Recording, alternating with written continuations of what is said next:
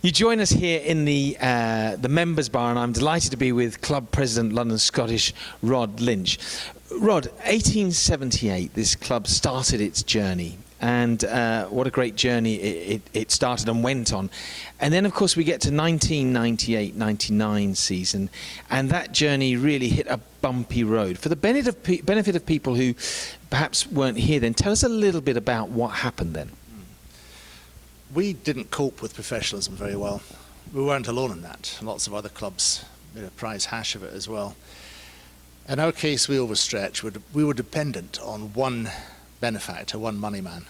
And when he decided he didn't have enough money to do the job, the results were predictable. However, we weren't relegated. We made it to the Premiership.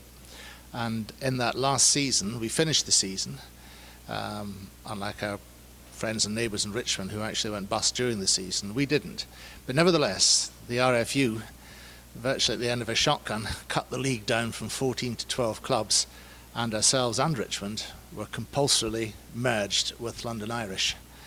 And that, most people thought, was that would be the end of London Scottish. So the real fun and games started immediately after that, and grabbing the club before it disappeared down the hole and bringing it back. And what was your role in the club at that time? My role in the club at that time was zero. I was actually in Greece running an airline. So I was out for that year, but that proved to be a blessing in disguise because I had about 18 months gardening leave when I came back, just at the time when a pair of hands was useful, was needed, somebody perhaps with a bit of business experience rather than rugby experience to get hold of it.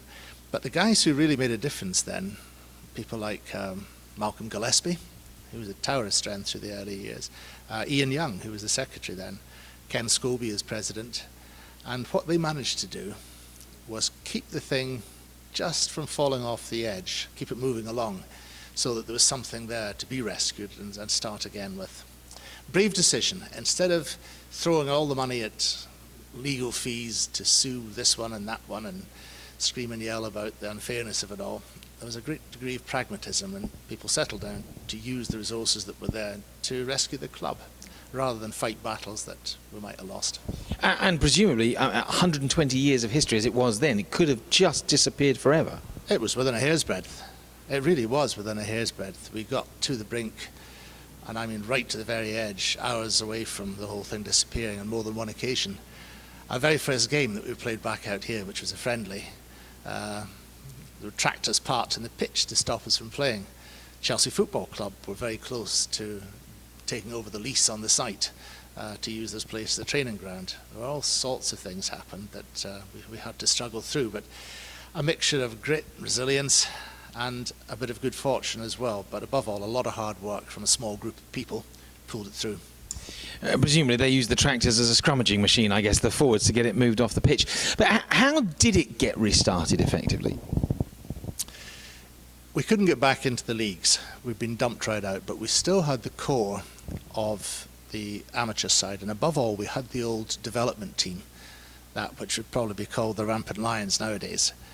One or two of the guys from the pro side, I remember Steve Wakari, number 10 from the Borders, great player who'd been with the pro setup. Magnus MacDonald, and one or two of like mind stayed with it, and they gathered the nucleus of youngsters around them from the development side, and we put a side together. We played friendlies for the first year, and then into the merit table, the Thames merit table, and then a year on from that we were readmitted into the leagues in Hearts, Middlesex, 1. And what level was that? If you take our level now as level 2, what was that? That was level 9.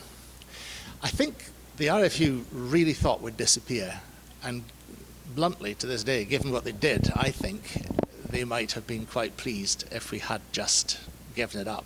And there were some in the club at the time who thought that was right. They didn't want a famous institution like London Scottish to be reduced to a pub side, playing nobody's Wanderers on muddy fields somewhere. That just went against the grain with all the history and so on.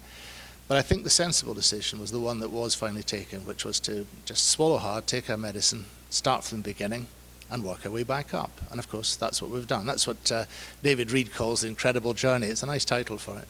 And of course, it is an incredible journey from level 9 to what we are currently, level 2, over a 15-year period. It's quite a meteoric rise. A company was formed, I think I'm right in saying. Tell us a little bit about that. Okay, that was in 2008. Prior to that, the club, LSFC, ran the lot and brought in professional staff gradually, slowly, as the money built up, so that by the end of that period, 2007, we were just knocking on the door of the national leagues. And as I remember at the time, we were turning over, getting on 400,000 a year, so we'd come quite a long way in a period of 5 or 6 years.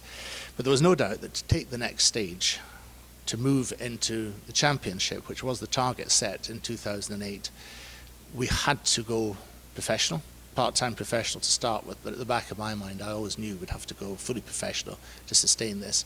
And that meant generating and holding on to funds. Now, LSFC is a friendly society. It's not designed to make profits. It's not a tax-effective vehicle. And people who wanted to invest money, serious sums of money, wanted a vehicle that represented some kind of security and solidity for their money. So we formed the company in 2008. I was the first chairman, Norrie Jackson the first secretary, I think. He was certainly the other director. And within a year, I handed over to David Reid, right and proper. David led the investor group. Actually, 2 investor groups at the start. Greg Knight with one, David with the other, but they merged at a very early stage. And since then, I've raised about £4.5 million.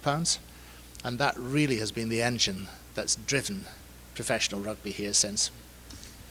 You know, you referred, I think, earlier to the fact that you worked in the airline industry, and of course you'd be used to turbulence in the airline industry, and I guess it hasn't been plain sailing, to mix my metaphors, if you like, since then necessarily, but actually it's a great case study, I guess, in something, not letting something go and being able to turn it around to a positive result. I think you're right.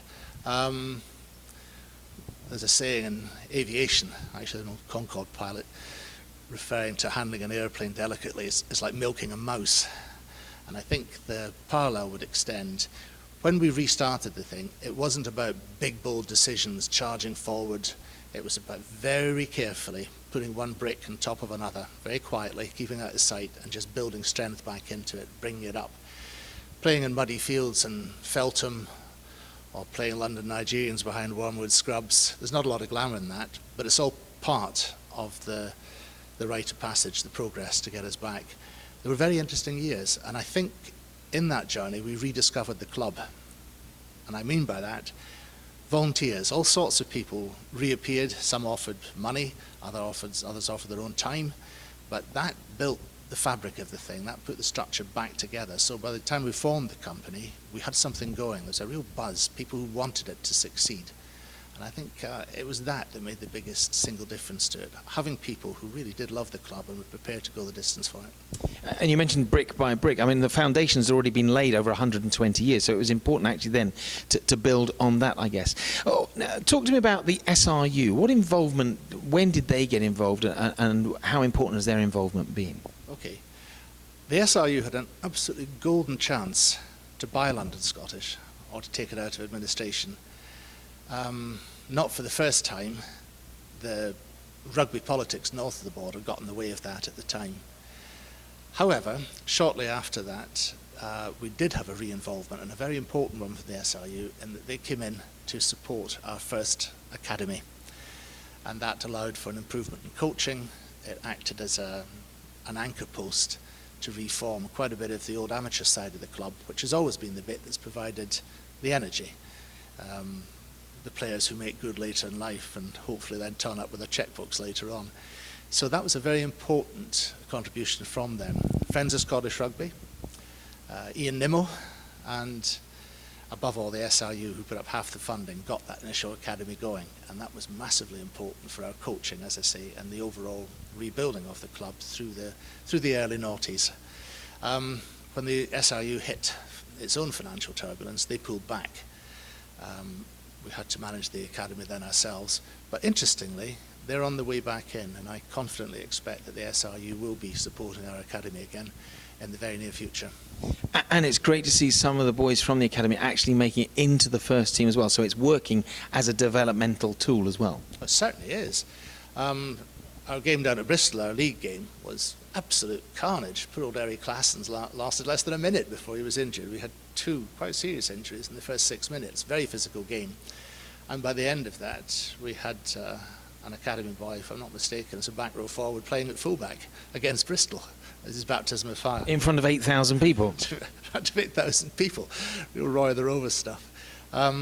No, I think we've got some extraordinary prospects in the academy. And our senior academy boys now, we have 5, I think, on bursaries, are all real prospects. They've all played, I think I'm right in saying, either A-League games for Quins or other London sides, and at least one of them has played LV Cup for London Welsh, I think it was. So we've got some really good guys coming through, and that's going to be a great strength for us in the future. You mentioned the future. I want to look back, if I can, just with you particularly, and looking at this incredible journey of the last 15 years, one which we're still on, but what are your memory milestones, particularly of the last 15 years? On and off the pitch, I guess. On and off the pitch. I suppose a certain intercept try that took us up into the championship. David Howells we're talking about here at Barking. I mean, probably the moment of your life, I guess, as a London Scottish man to a certain extent. And I'm not that emotional a person, but I must admit I was really jumping up and down. We were going to lose that game.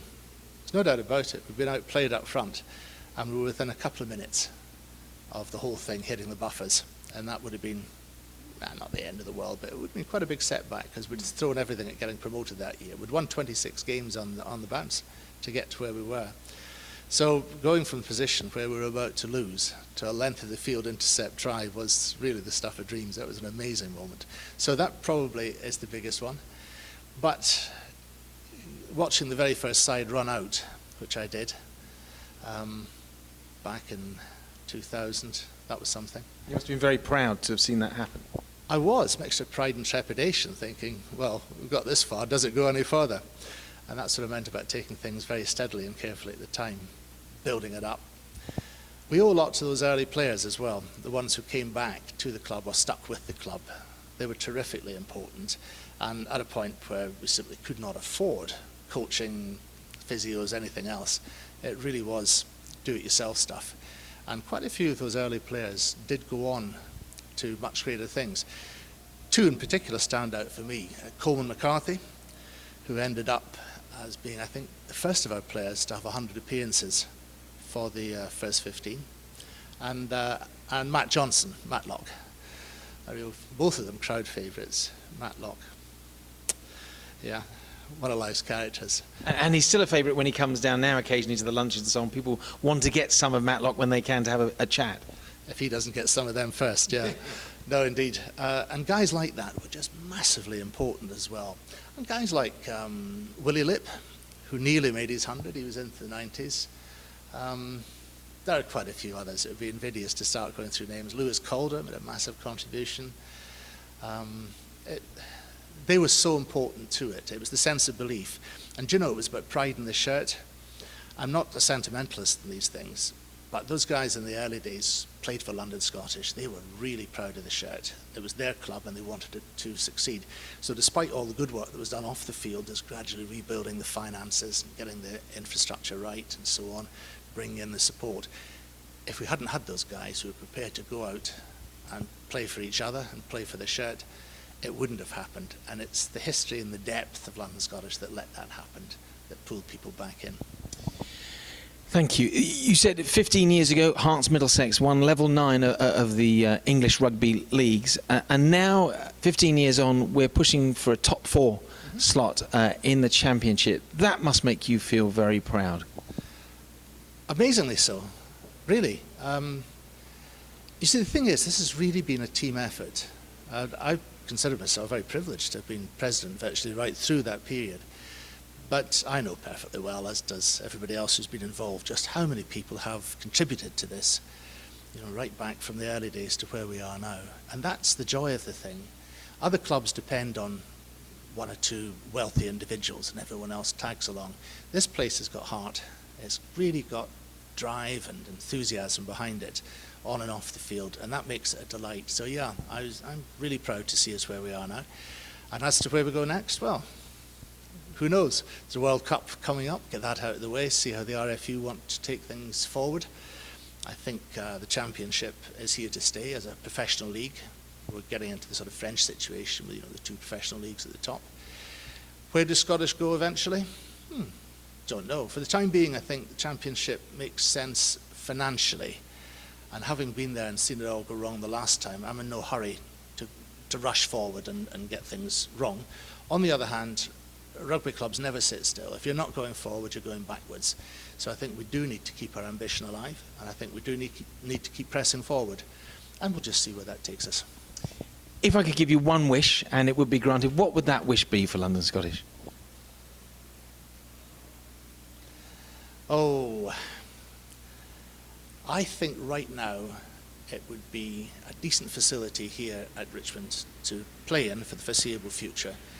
We're getting close to it, but this is our heartland. These are our roots. We've been here since 1894, and this is the best rugby facility in West London, maybe in London. We have 7 pitches here, walking distance from Richmond Station, just up the road from Twickenham. As a place to play rugby, it's unbeaten, but it's starting to get a bit jaded and run down. So I'm very hopeful that the plans that are now being put together for a new stadium and a whole new lease of life for the place come to fruition over the next year. I would see that right now as my biggest wish. Well, thank you. I'm sure a lot of people would agree with me, say that you have been probably very modest in your role over the last 15 years in what you've done here, and I'm sure a lot of people would want to thank you for that. It's been an absolute privilege to talk to you and to hear some of the stories you've got, and I'm sure there's lots more that we can go. You need to write a book, you know. You're not going to think about it? Well, we'll see. We'll see. Brilliant. Adrian Mole. Aged more than 9.5. Rod, thank you so much.